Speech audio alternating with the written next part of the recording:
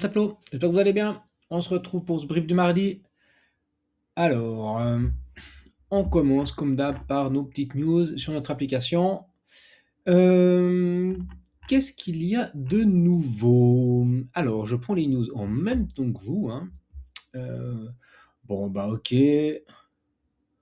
Programme éducatif au Laos autour de Bitcoin. On essaye d'agréger un maximum de population euh, autour des blockchains. Mais ce qui est surtout intéressant, c'est que on est dans un contexte macro qui est quand même passablement secoué, hein, avec ces menaces de Trump là, qui annonce éventuellement 200% de taxes sur le vin et une partie des produits de consommation français.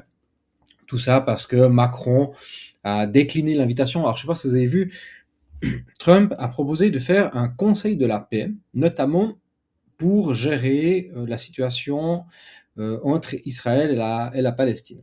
Donc l'idée, c'est de faire un mini ONU, mais avec les potes à Trump. Et puis pour venir à cette table, il faudra débourser 1 milliard de dollars pour un siège à vie. Donc on n'est pas élu, on est invité, on paye, on a droit à sa place si on a du pognon. Puis pour autant qu'on soit dans les papiers de Trump. Et actuellement, l'État français a gentiment décliné la proposition, ce qui n'a pas convenu à Trump, puis qui dit, OK, ben s'il vient pas, je mets 200% de taxes. Ouais, vous allez voir, il va finalement venir. Bon, il n'est pas obligé de venir, mais il va venir. Donc, je sais pas comment appeler ça autrement qu'un comportement mafieux, en fait, parce qu'on négocie des choses, si on n'est pas d'accord, on t'extorque, et puis on te fout des bâtons dans les roues. Et c'est exactement ce qu'il fait pour tout, en fait, ces jours-là. Il est en train de nous péter une durite, le pauvre. Alors, il est attendu en Suisse, à Davos, pour le milieu de la semaine, entre mercredi et jeudi. Euh, Ce qui crée pas mal d'émoi quand même en Suisse, hein. Donc, chez nous à Zurich, il y a des manifestants, il y a une marche aussi qui est arrivée jusqu'à Davos. Alors, vous me direz, ouais, il y en a plus ou moins chaque année, mais cette année, c'est assez conséquent. L'État ose pas trop radoter parce que ben, position suisse, neutre, faut pas trop dire des choses, mais quand même, ça commence à faire un peu du bruit, il commence un peu à casser les couilles, on va être très clair, à tout le monde. Pendant ce temps-là, eh bien, on a l'or et l'argent qui font quoi? Des nouveaux sommets. Donc, signe quand même qu'une partie des investisseurs, alors bon, bien sûr, c'est clair, on surfe sur la hype, hein, on sait que les gens arrivent toujours trop tard sur ce genre de produit-là, mais toujours est-il que peut-être une partie des institutions et des malins se retirent des marchés en prévision d'une correction. En parlant de correction, ici je suis sur l'S&P, euh, donc c'est pas encore ouvert aujourd'hui, hein, ça ouvrira plus tard.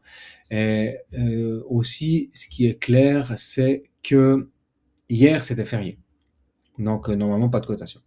Mais on a des gaps à aller chercher, notamment cette team balance ici qui traîne entre les 6621 points et les 6650 points, qui se trouve en pleine zone de rechargement et qui en même temps ferait un parfait support pour notre tunnel daily, ici notre tunnel Vega. Donc moi je me méfie quand même.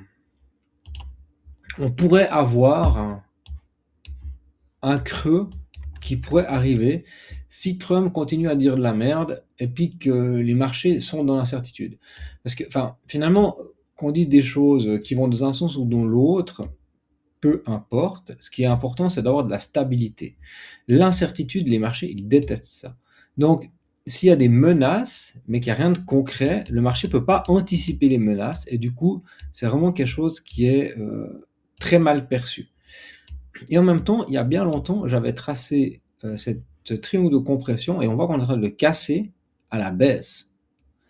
Ce qui pourrait être aussi un indicateur d'accélération baissière. Vous voyez qu'on est à la baisse sur tous les indicateurs, les volumes s'effondrent, l'OBV aussi c'est faible, RSI c'est faible, MACD c'est faible, Williams c'est faible.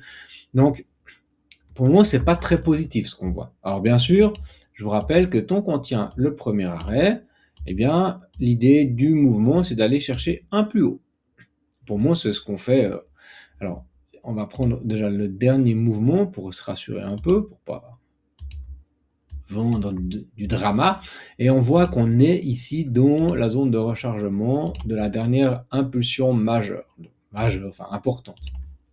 Donc, on pourrait très bien se retourner ici. On a la confluence entre le premier arrêt de la grosse impulsion, qui est en weekly, et puis on a en même temps la confluence avec la zone de rechargement de cette dernière impulsion qui est en daily.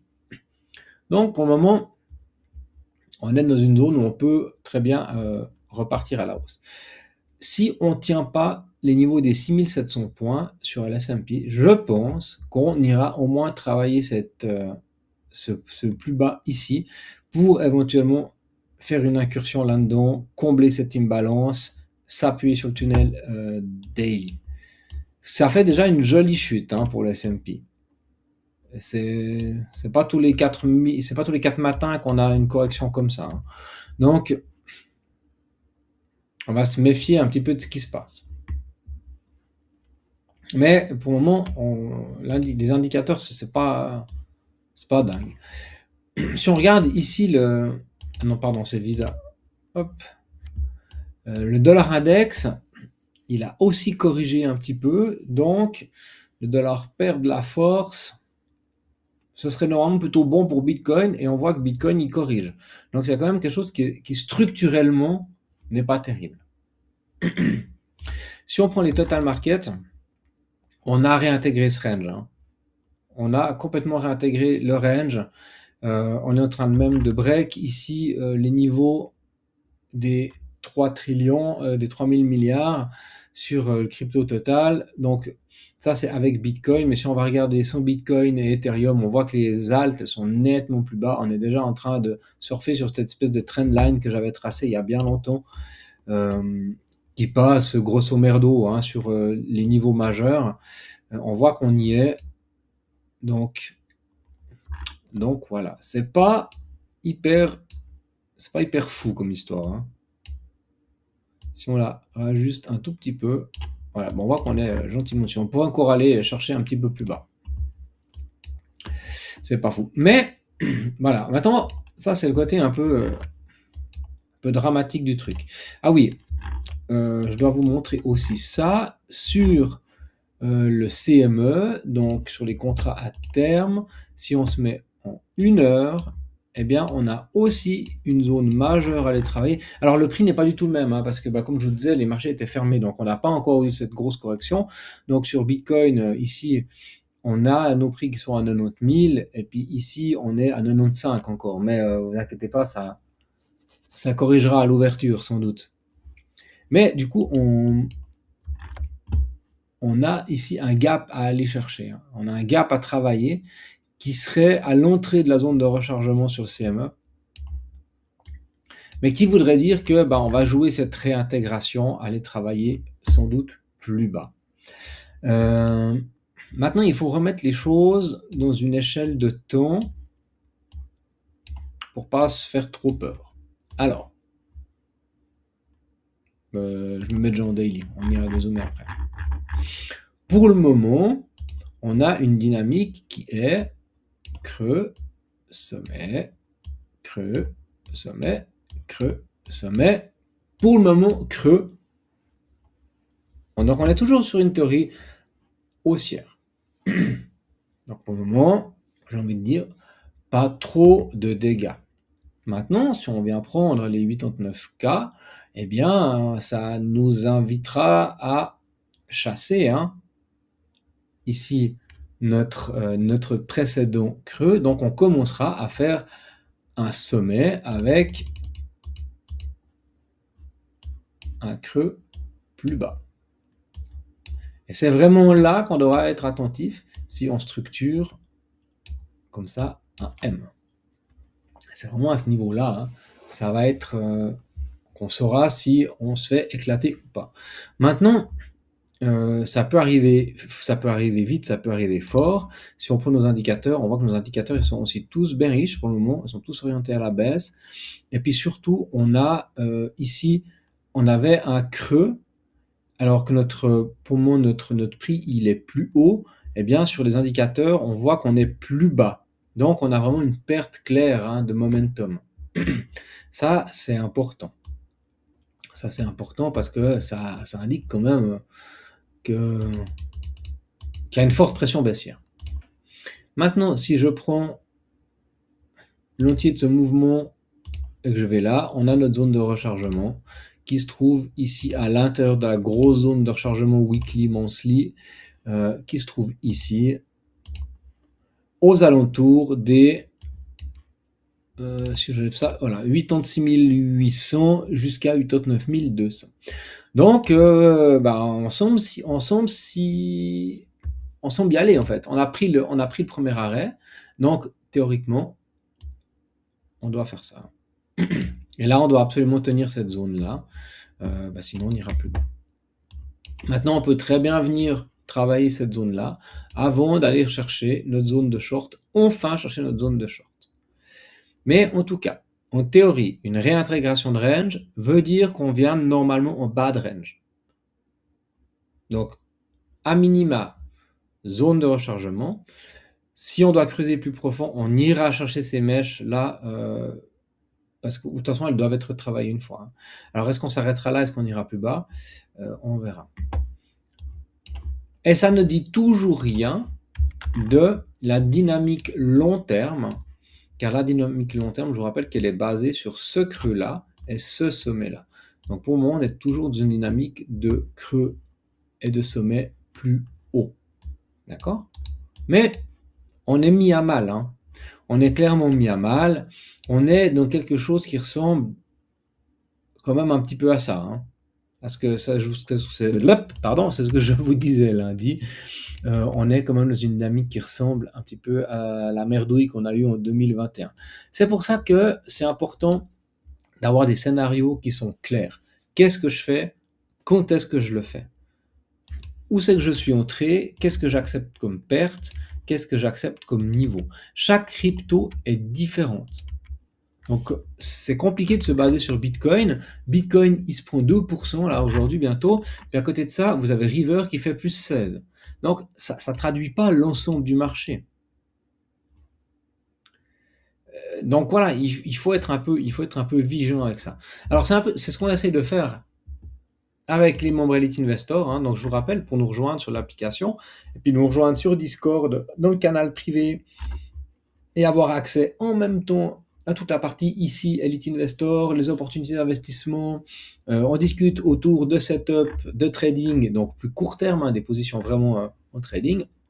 Eh bien, ça se passe ici via l'appel stratégique. Vous prenez un coup de téléphone avec nous, on papote une vingtaine de minutes, on regarde un petit peu où vous en êtes, quels sont vos objectifs, qu'est-ce que vous connaissez déjà de ce marché crypto, et si ça vous intéresse, et si vous pensez qu'on peut vous apporter de la plus-value, ce que je suis assez convaincu, eh bien, vous pouvez nous rejoindre.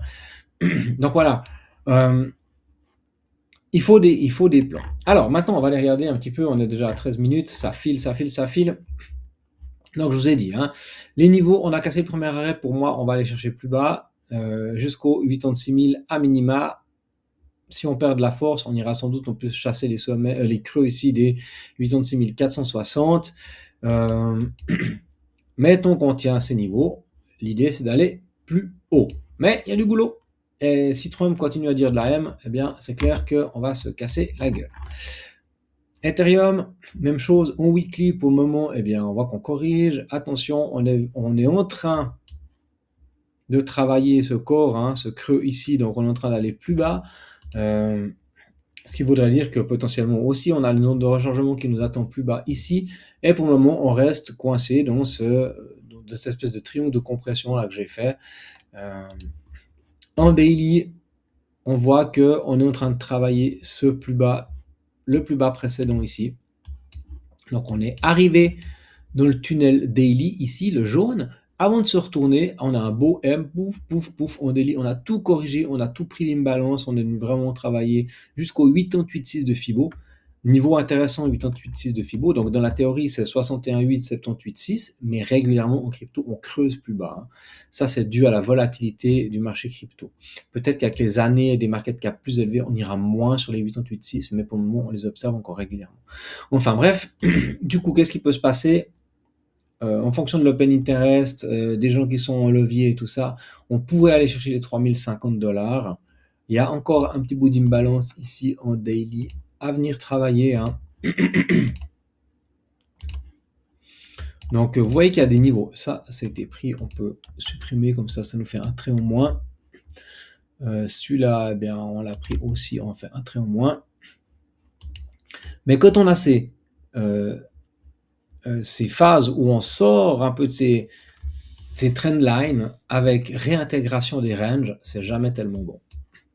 Alors, on va voir si on s'arrête là, maintenant. Sinon, c'est la zone de rechargement là en bas. Je présume que c'est celle que j'avais tracée ici. Ouais. Alors, on peut l'ajuster un petit peu. Voilà, on la prend au daily, comme ça on a un peu de précision.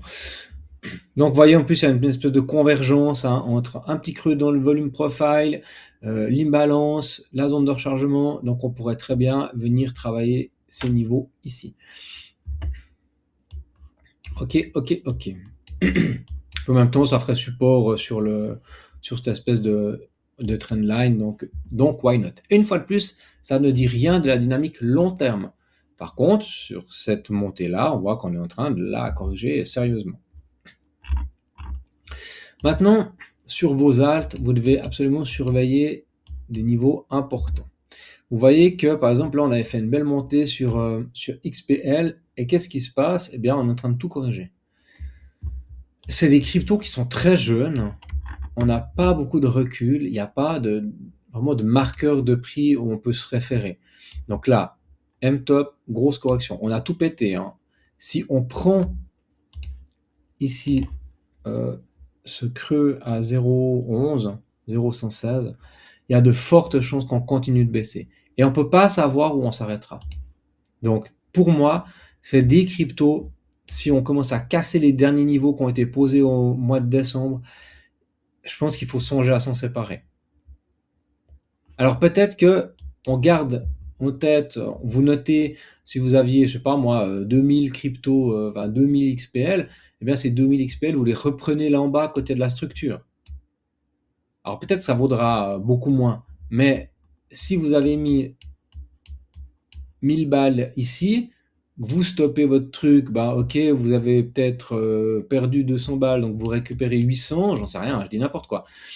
Et puis, vous rachetez vos cryptos là en dessous avec un moins 50%, donc vous rachetez votre solde pour peut-être que 400 dollars, et vous avez 400 dollars liquides. Alors après, à vous de décider si vous augmentez votre bag là en bas, ou si ces 400 de marge entre votre vente et votre achat, vous les allouez ailleurs. Mais toujours est-il que vous aurez économisé 50%. À vous de décider. Mais se dire, ouais c'est bon, j'ai acheté un spot, c'est pour du long terme, je garde. Ben ok, vous pouvez, parce qu'on peut toujours, hein. Mais au final, je suis pas sûr que ce soit un ton positif. Je vais vous montrer quoi? I16Z, parfait exemple. Parfait exemple. Il y a plein d'endroits où on pourrait se dire, ouais c'est bon, on va rebondir. Notamment ce niveau-là. Hein. 7 avril 2025, tam, parfait, ça remonte, on est revenu chercher, oh, c'est bon, on n'ira pas plus bas ici. Non, bah non, au mois de juin, on pouvait racheter, en plus il y avait une jolie structure en daily, tac. Hop, là, on est venu corriger, hop, bam. Ouais, non, mais c'est bon, ça ira pas beaucoup plus bas. Alors, on le prend comme ça, hein. Moins 94%. Donc votre truc, il vaut plus rien. Donc on ne sait pas ce qui peut se passer sur une crypto. Il n'y a pas de référence de prix, ce machin, il peut aller littéralement à zéro. Pas parce que le projet est nul, mais simplement parce qu'il y a que des gens qui vendent. Et puis les gens, ils n'ont pas envie de se retrouver avec des trucs qui valent plus rien. Donc bah, du coup, il liquide jusqu'à ce que ça ne vaille plus rien. Donc faites attention. Si on casse ces niveaux-là, moi je me séparerai de ma crypto. Maintenant, pour des projets comme Hype et d'autres, où on n'a pas eu beaucoup de force, hein, on est revenu sur des niveaux, là on a des zones qui sont intéressantes parce qu'on connaît des références de prix. On est dans des zones de rechargement, donc on est déjà dans des zones qui plus ou moins sont des zones d'achat, donc c'est pas vraiment des zones de vente. Maintenant, on sait qu'en crypto, on peut aller chercher des 8,6 de Fibo. En plus, ici, qu'est-ce qu'on connaît? Ah bon, on l'a déjà pris celui-là, mais on a des zones de retest hein, qui se font. Donc peut-être que si on prend en weekly pour aller chercher une zone plus importante, ok, eh bien, on a cette zone-là, par exemple, qui pourrait être une zone intéressante sur laquelle on pourrait venir s'appuyer. Euh, donc en plus, on a le creux un petit peu dans notre volume profile qui se fait. Donc ici, vous voyez, on a des objectifs qui peuvent être intéressants. Donc si on vient break ici notre zone, en plus on a la mèche encore qui fait support, hein, sans doute. Mais en tout cas, on a un niveau là qui se dessine. Maintenant, eh bien, on pourrait se dire stratégiquement, on pourrait se dire, ben ok, je fais une forme de hedge. Donc du coup, je liquide ma position ici et je la vends. Hein. Si je casse ça, je vends ma position et je programme un DCA qui s'échelonne en plusieurs parties. Entre une fois, on va enlever l'élément. Du coup, je disais une fois la fin de la zone de rechargement, une fois un niveau un peu comme ça, un petit peu une fois peut-être 8,6, donc une petite imbalance qui traîne là-dessous. Et puis on regarde ce que le prix fait. Si le prix fait ça puis qu'il nous fait une mèche, eh ben on est content, on est fil partout. Et puis, eh bien là, on a économisé une chute de 14 ou peut-être de 20%, 27 ou 35%. Donc, on sait qu'on va rentrer sur cette position-là, on sait qu'on a envie d'avoir cette ligne-là parce qu'on croit dans la blockchain, mais on fait une forme de hedge. Ça peut être une stratégie. Et puis par contre, si on voit que le marché il nous offre pas nos entrées prévues, puis qu'il fait ça, puis qu'il restructure le truc à la hausse, et bien on reprend là. Et bien en pire des cas, ok, on a économisé 4% ou 3%, mais au moins on n'a rien perdu. Donc ça, c'est des possibilités. Puis après, il y a des projets qui restent très hauts, sur lesquels il faut faire attention. On a typiquement un river, hein, vous voyez, en weekly, c'est to the moon. On rentre pas là-dessus, parce que ce truc, on sait pas jusqu'où il va. Donc là, on va pouvoir chercher des setups en 4 heures, ou des choses comme ça, sinon on risque de se faire bien éclater. Donc là, c'est trop tard pour rentrer. Victoire XMR, on va poser la question, est-ce qu'on peut rentrer sur XMR? Est-ce qu'il ne faudrait pas mettre un biais? Vous voyez d'où on part. Hein. On part de très loin pour le moment sur XMR. Donc Monero, Privacy Coin, balabala. Je sais pas pourquoi tout ce truc qui se réveille comme ça.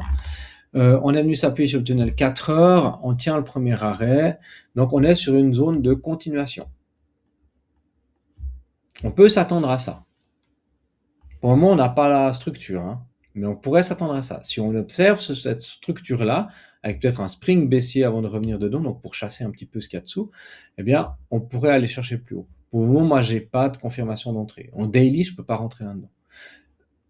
En daily, moi, j'irais même, si on tient pas le premier arrêt, après, on connaît notre zone d'attente, hein, c'est là en bas. Par contre, eh bien, pour les gens qui tradent, on va pouvoir aller chercher du 4 heures ou du 1 heure. Parce qu'on va aller chercher des niveaux qui sont de cet ordre-là. On va prendre ça comme ça. Hein.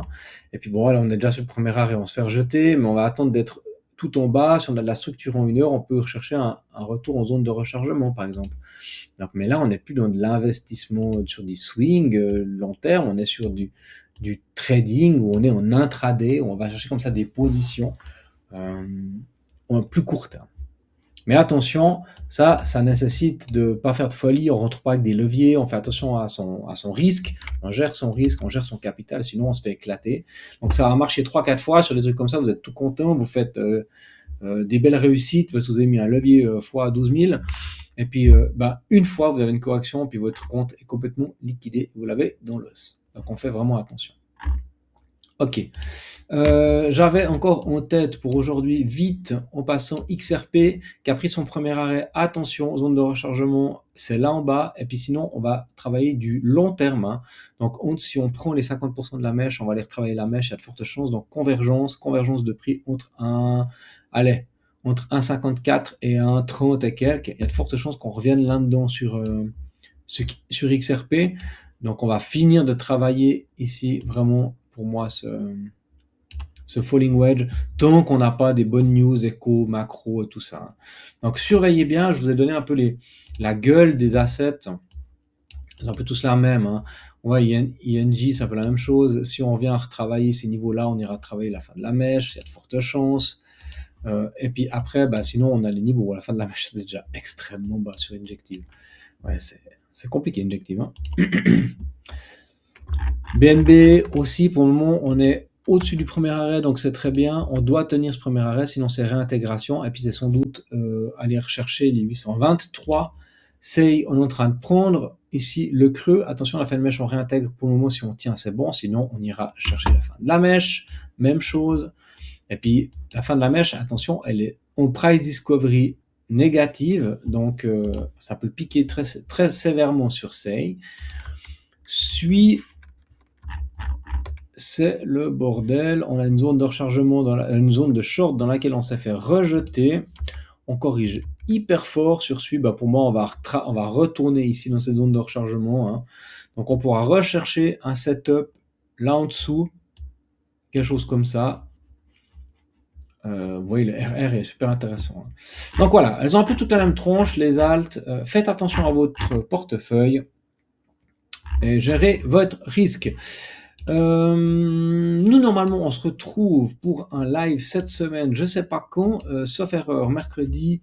Il n'y a que Valentin disponible. On vous confirme tout ça dans l'application, donc n'hésitez pas, hein, à venir dans le canal public. Nous, on vous informera de tout ce qui se passe. Et puis comme ça, vous avez les dernières news et puis vous saurez quand on se retrouve en live. Voilà, je sais pas plus. Donc, je ne peux pas vous dire de conneries. Je vous souhaite une bonne journée, portez-vous bien et on se retrouve bientôt. Ciao.